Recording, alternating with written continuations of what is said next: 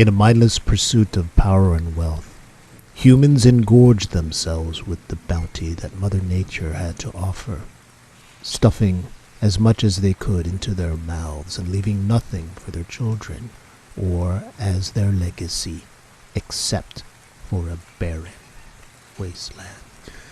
But eventually, the Industrial Revolution that gave humans the power to commit these crimes against nature also gave them the power to so degrade their environment that these crimes themselves, in essence, became a form of suicide.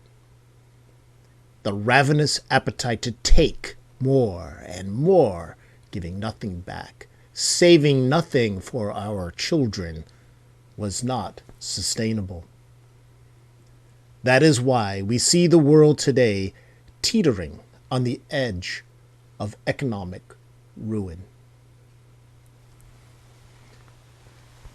Those cheery words of Harrison, my mentor, were as recorded in Captain's Log 20-0011 at the Hermitage Roost on a Wednesday, which you will find in Chapter 11 of the aforementioned book 2020. And so brings us to Chapter 11 and today's episode that introduces the same.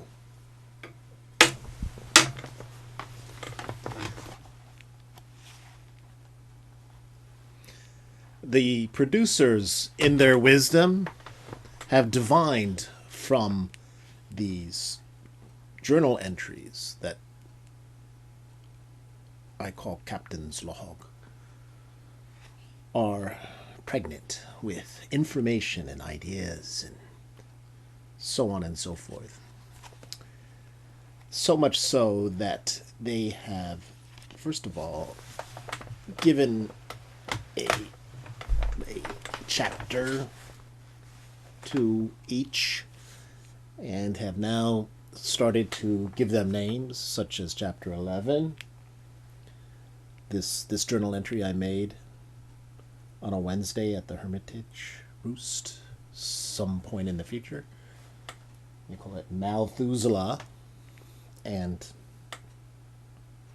they've called it that. But they've gone even further. They have divined from Chapter 11, for example, nuggets of ideas, thoughts, and they have segmented these things into a sequence of events, so to speak.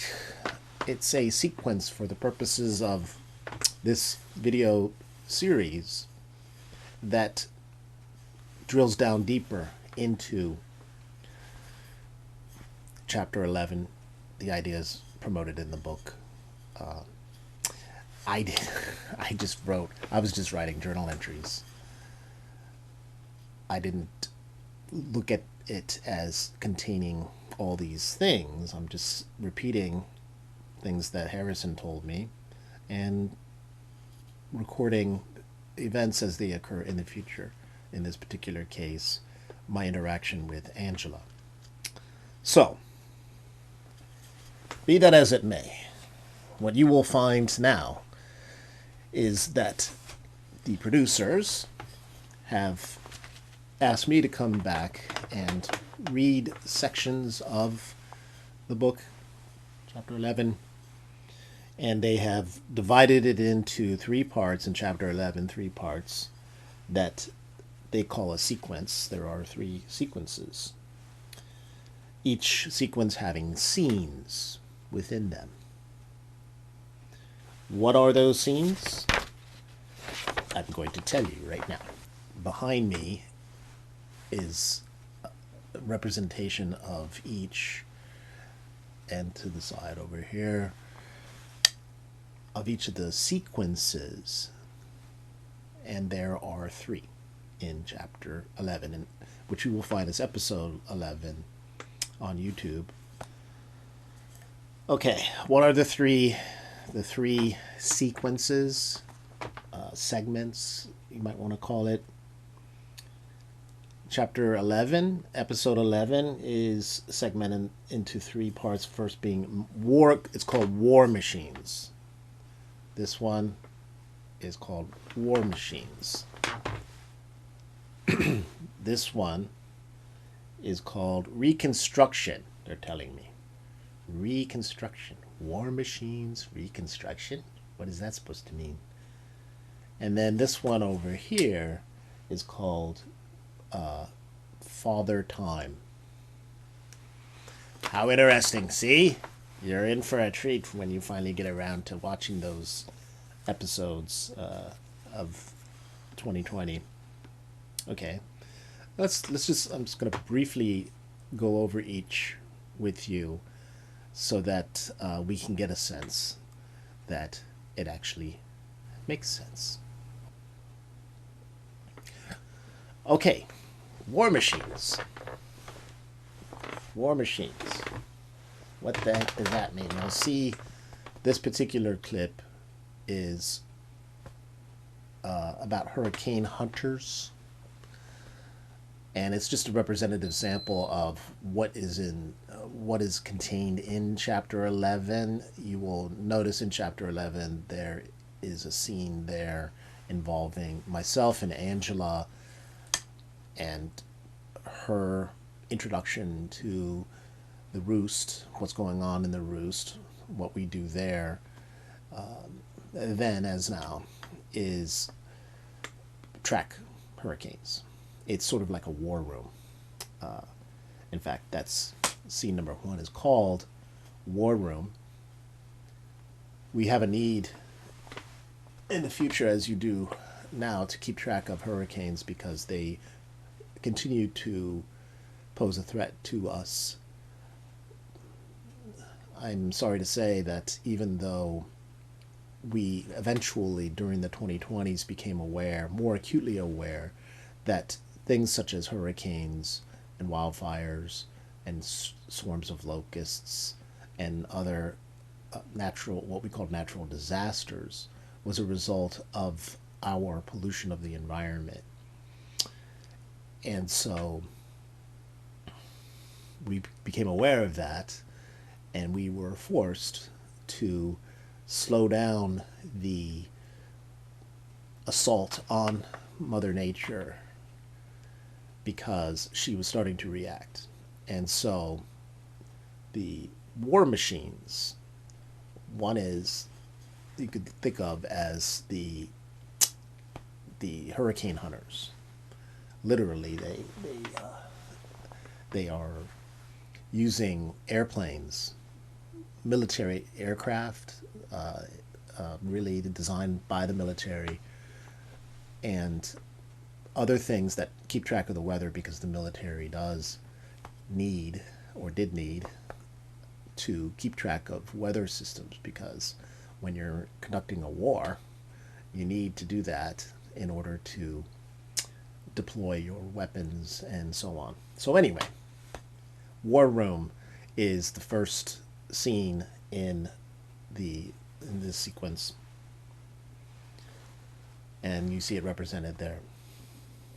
But what does the war machine mean other than things such as hurricane hunter aircraft going through hurricanes and recording things and sending the signals back to people such as Angela and myself and other people around the globe that are keeping track of these phenomena? War machine also refers to, I'm told, by the powers that be, to the war machine that was the Industrial Revolution and the behavior, the impact of the behavior by this war machine called the Industrial Revolution. You will find that if you, depending on when you're watching this, that our planet entered the Anthropocene, a geologic epic epoch that, if I'm saying that right, that is driven by human interference in the environment. We have now, because of our activity, the things that we do, have now influenced the course of Mother Nature and the environment, and not in a good way. So the main part of that is the economic activity. The Industrial Revolution in particular unleashed a war machine against the environment by sucking up natural resources and polluting the environment as we converted those resources, and we did things that consumed the resources in a unsustainable way because they could not be replenished. Maybe they could, but they weren't. We didn't. It's not a infinite supply, and so, and we polluted the wastefulness of this process, and the pollution that it emitted into the air and into the water and onto the land degraded our planet. It was like war. We made war on Mother Nature, on Mother Earth. And so the second scene in episode 11 is called Smokestacks, I'm told. Smokestacks.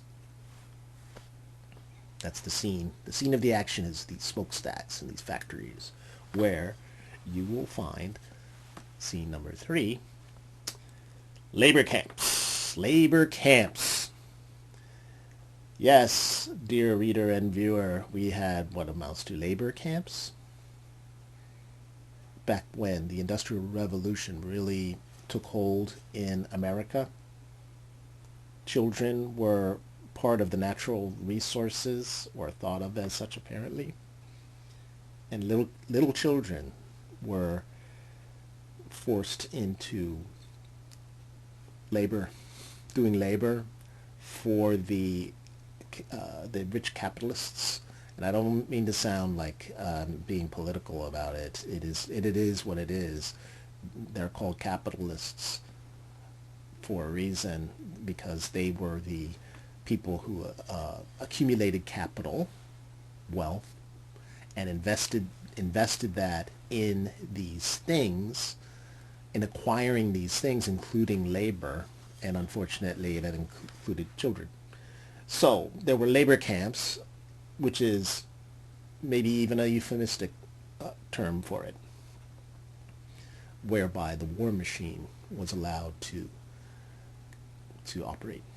So those are the three parts, the first 3 scenes of episode 11. Let's move on to the next set of scenes. The second sequence, if you will, to episode 11 is called Reconstruction. I'm told that this is the way that it's being interpreted by the producers, the powers that be, up there, floating around in the sky.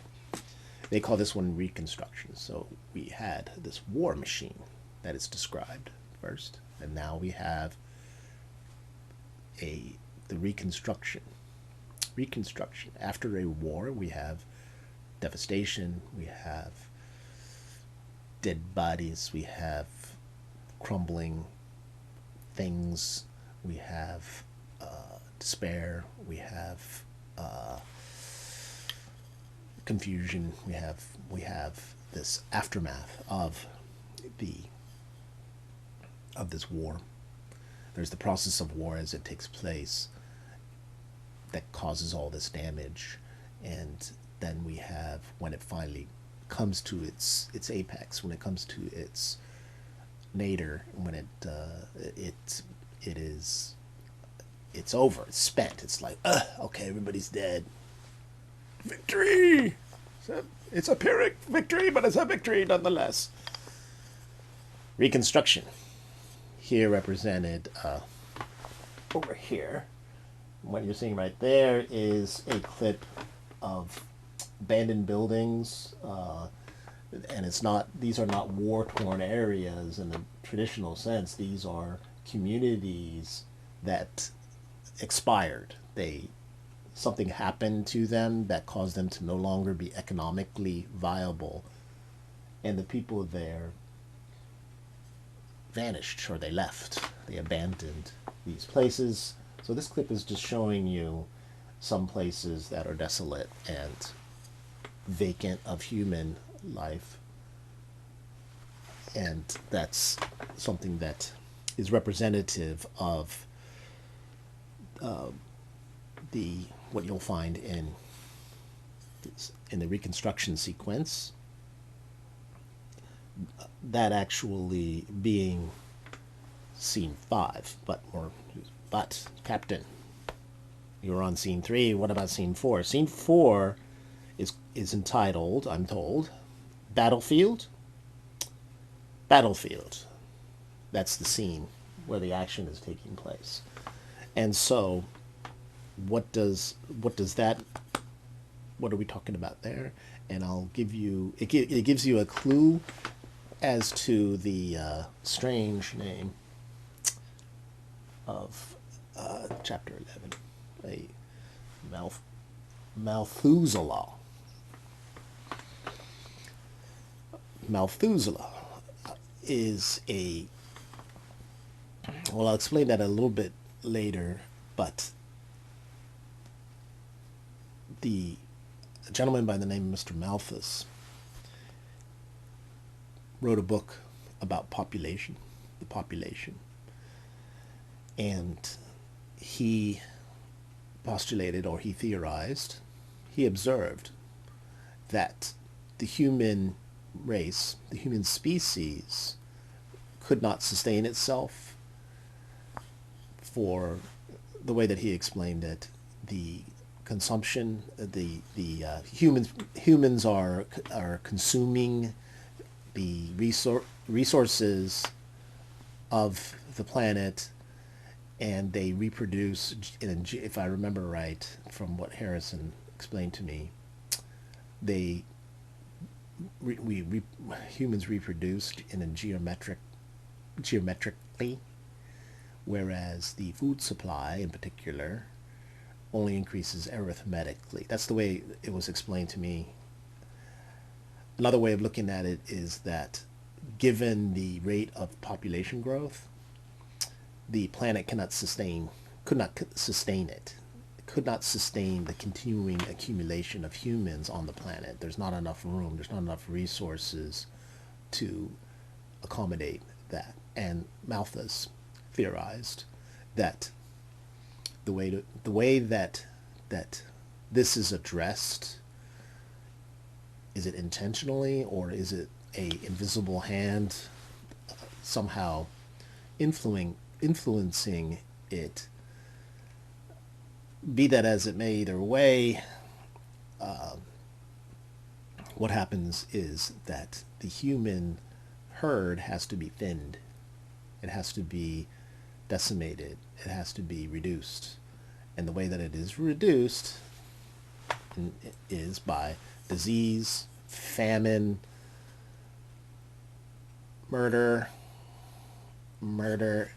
and murder, or a legal form of killing, which is called war. So with the wars and the destruction and the unleashing of pandemics, if you remember in the 2020s, beginning in 2020 itself, there was another virus that really took hold. There were viruses before that were unleashed by the humans by invading wild areas and kidnapping wild things and then slaughtering them, and eventually that led to the infection of the humans that then spread to other humans and other species in the form of viruses and pandemics that wiped out large segments of the population. Is that a Malthusian phenomenon? Well, he would say, if he were alive, that yes, that is part of it. That's part of the process of thinning the herd. So, so you have this war machine that is premised on, or is driven by, the Industrial Revolution and economic activity and greed of humans and consumption and opulent and reveling in opulence that just consumes everything and destroys everything in its path.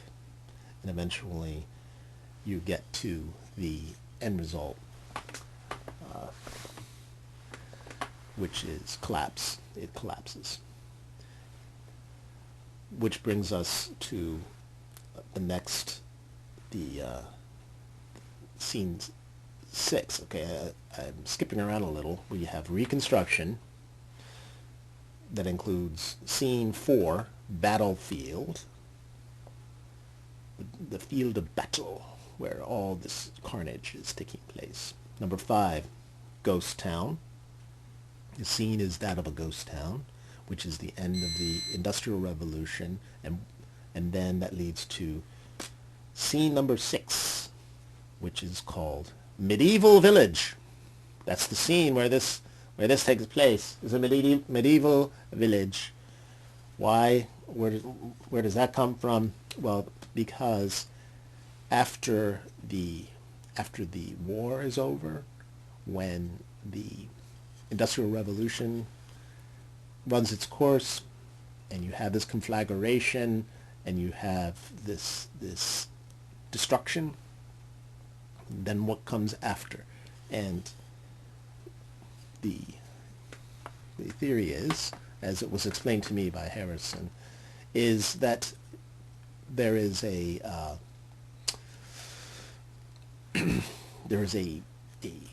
period of time after that in the case of the Roman Empire, for example, it came to its conclusion, and in the wake of that, what happened? Well, some people call it the Dark Ages, because there was chaos, there was the feudal system took hold, the organized Roman way of running society collapsed, and people were left to their own devices in their villages.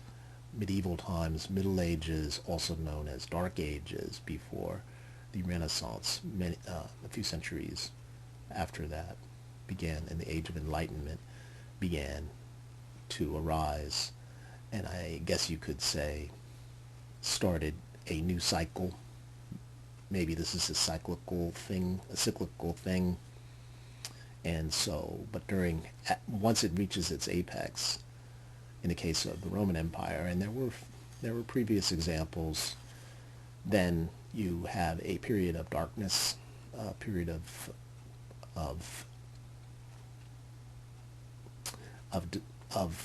where things are different. Things are different. We are living through that now in the future, because in the 2020s is when all of these things happened, and we are now in the Dark Ages, you might say, but we don't think of it that way in the future. We're a little more optimistic about things. It's not dark in the future.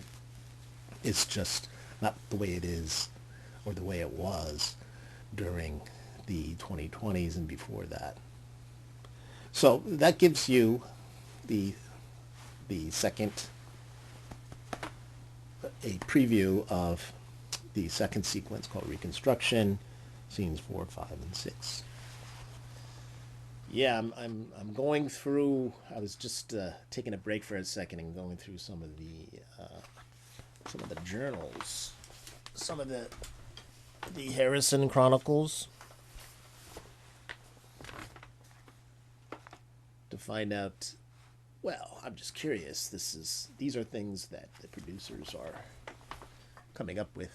The producers up there in the sky, to interpret what I wrote in these journal entries that are more or less a I'm quoting Harrison for the most part for these ideas about Malthus and so on and so forth and what happened. Well, I'm quoting him with these theories about the the war machine and the Industrial Revolution, and then the aftermath, the destruction, the fall of the American Empire, or not just the American Empire, but all throughout the world, the Industrial Revolution, Empire, or whatever you want to call that. And but in chapter 11, you'll notice we talk about Angela. The first time Angela came up into the roost, very very similar to when I did my first time, when I went up there and talked to Harrison. He shared some of these ideas, but he mainly was talking about getting ready for hurricanes and tracking them and making ready and watching and being prepared and battening down the hatches when we saw that it was heading right for us. But what about this other stuff? Especially this thing of Malthusela. Where does that come from? I don't see it. It ain't anywhere in Harrison's or anything else. But I think I figured out what that means, or at least I have some clues. And that brings us to the third and final sequence in episode 11, which they have called Father Time. Father Time. Very strange. That's represented here. This, you see, is a scene from the movie Noah that's playing right now. Pardon me. And that is Anthony Hopkins that you see talking to. He's having a conversation with his grandson Noah. That is Methuselah. Anthony Hopkins is playing Methuselah, who, as you may recall from reading Genesis, lived to be, I think it was 969 years old, which you may be skeptical of. How can a person live? We only live, our lifespan is not that long. But that's the theory. This part that you're seeing, this right here, is an interesting animation of a sculpture, I guess you call it. This is a representation of Methuselah.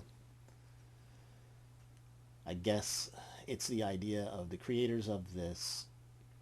You'll find this on YouTube, and there will be a reference to it, this particular thing. It's kind of creepy. It's and you see that up there. This is the icon, that thing up there, the icon of episode 11, and so he's animating. The person that created this YouTube animates the sculpture, or whatever you want to call it, and has him talking, and what he's saying. He's talking about Methuselah and different things about longevity, human lifespans, and so on.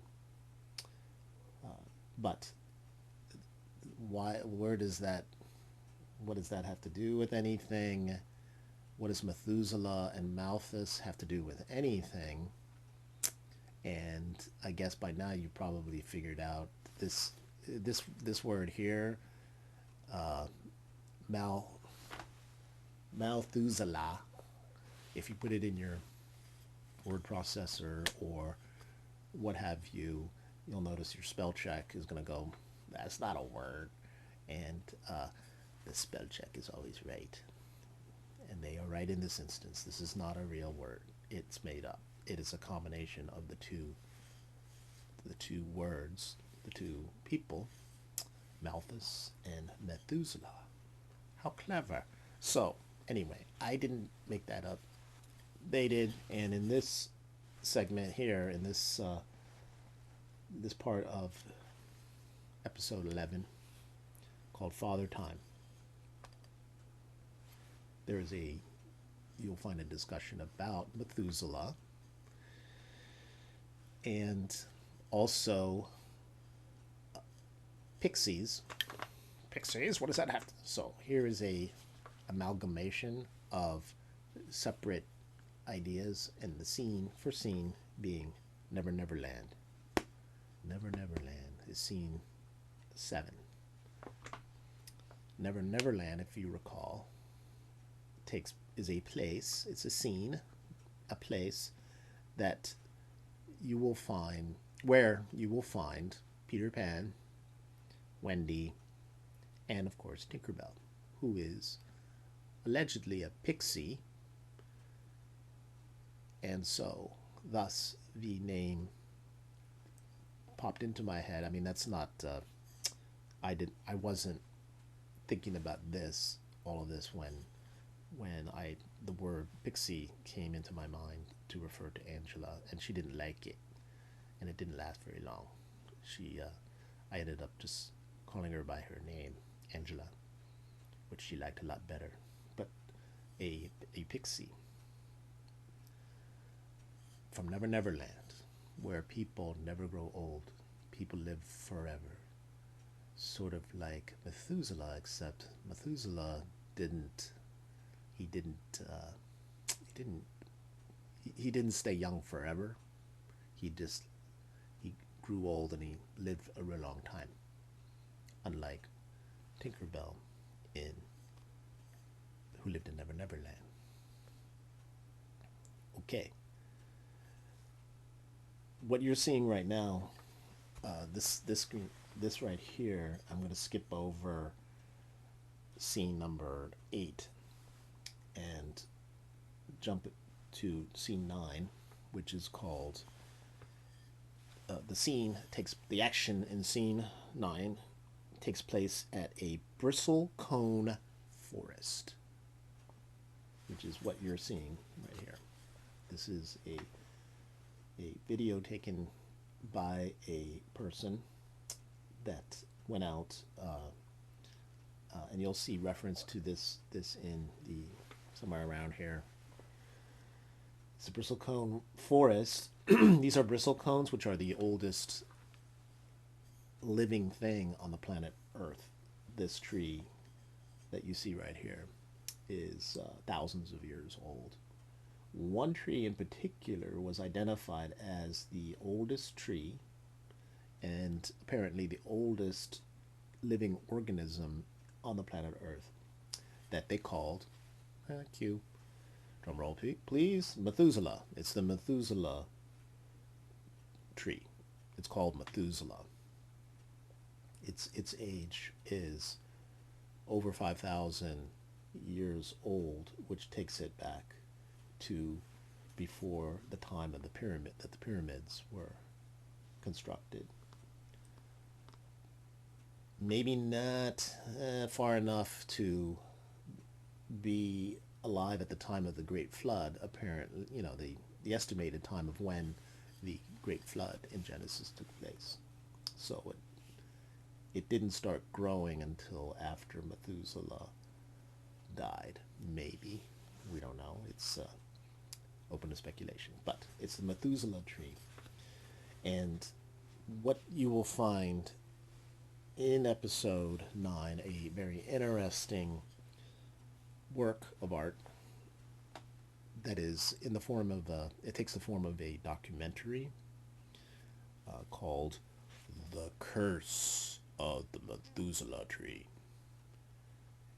It is see, Curse of the Methuselah just came up on the screen there. It is a very interesting documentary. When you get a chance, you might want to take a look at it. The reason I say that is because it is set to a poetry. So it is narrated through poetry to interpret this living thing that has lived for over 5,000 years. Over 5,000 years. All the things that this living organism has survived, and all of the things that have happened, including, you see the landscape there. It's a very harsh environment where the bristlecone exists, and partly it is affected by climate change and human involvement. It affects the environment, and this organism has learned how to survive. So that is the last scene in episode 11, which is comprised of Father Time. Well, the sequence is called Father Time. The last three scenes is scene number 7, the Neverland, and there you see there is a depiction there of Tinkerbell. Hi, Tink. And so it's Neverland. It's about pixies who never grow old. They're young. Number 8 is Ancient. The scene is called, it takes place in ancient Mesopotamia, which is where Methuselah was born. And that's scene 8. And scene 9 takes place at a Bristlecone Forest, where you will experience the curse of the Methuselah tree. Okay, so there you have it. Those were all the episodes of episode 11. Act 3, episode 11, which is chapter 11, 2020. Malthusela, a made-up word that combines Methuselah with Malthus into one creative idea given to us by the producers.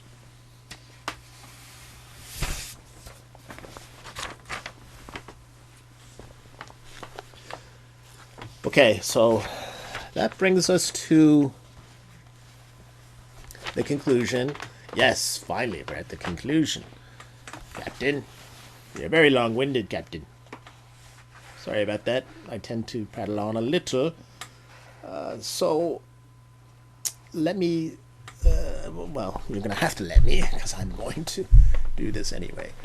I'm going to read I'm going to end this with the words from my good friend and mentor, Harrison, as recorded in my captain's log, known as the book you all know and love, 2020. Here's what he had to say. Ironically, we could no longer afford to pollute the environment to cause more climate change than we already had. But by the time this started to happen, it was too late. A tipping point had been reached. Mother Nature began to respond to what we had done to her. In the wake of her onslaught, we were forced to retreat to a world much like our ancient ancestors, who lived in a feudal system known as the Dark Ages.